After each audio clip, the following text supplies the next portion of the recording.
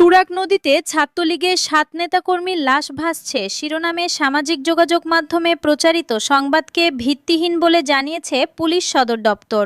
শনিবার ২৭ জুন সন্ধ্যায় পুলিশ সদর দপ্তরের AIG media and PR HM Shahadat Hossain এ তথ্য জানান। তিনি বলেন, তুরাগ নদীতে আওয়ামী লীগ ও ছাত্রলীগের ৭ নেতাকর্মীর লাশ ভাসছে এমন শিরোনামে সামাজিক যোগাযোগ মাধ্যমে ভিত্তিহীন তথ্য ছড়িয়ে জনমনে বিভ্রান্তি তৈরির অপচেষ্টা চালানো হচ্ছে। প্রকৃতপক্ষে এ ধরনের কোনো ঘটনার তথ্য পাওয়া যায়নি। তিনি আরও বলেন, একটি মহল উদ্দেশ্যপ্রণোদিতভাবে এ ধরনের গুজব ছড়িয়ে আইন শৃঙ্খলা রক্ষা বাহিনীর মনোবল দুর্বল করার অপচেষ্টা চালাচ্ছে।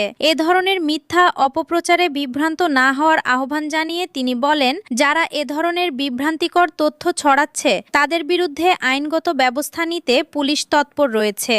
জুলাই গণ অভ্যুত্থান নিয়ে সাম্প্রতিক বক্তব্য ঘিরে বিতর্কের মুখে নিজের অবস্থান ব্যাখ্যা করেছেন বিএনপি স্বনির্ভর বিষয়ক সম্পাদক ও সংরক্ষিত নারী আসনের সংসদ সদস্য নীলোফার চৌধুরী মনি। তিনি দাবি করেছেন, তার বক্তব্য কাটছাঁট করে বিভিন্ন গণমাধ্যমে প্রচার করা হয়েছে। এছাড়া তিনি কখনোই জুলাই গণ অভ্যুত্থানকে ডিজাইন করা আন্দোলন বলেননি। বৃহস্পতিবার রাতে যুগান্তরকে নীলোফার চৌধুরী মনি বলেন, আমার বক্তব্য অবশ্যই কাটছাঁট করে প্রচার করা হচ্ছে।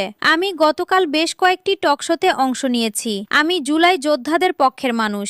আন্দোলনের সময়েও টকশো করেছি। আমি বলেছি পুলিশের কাছে স্নাইপার ছিল না। তাহলে এসব অস্ত্র কোথা থেকে এলো সেটার তদন্ত হওয়া উচিত। জুলাই ডিজাইন মন্তব্যের ব্যাখ্যায় তিনি বলেন, আমি জুলাই ডিজাইন বলেছি এই অর্থে যে ষড়যন্ত্র করে আমাদের ছেলেগুলোকে হত্যা করা হয়েছে। আমি তো বলিনি জুলাই আন্দোলন ডিজাইন করা হয়েছিল।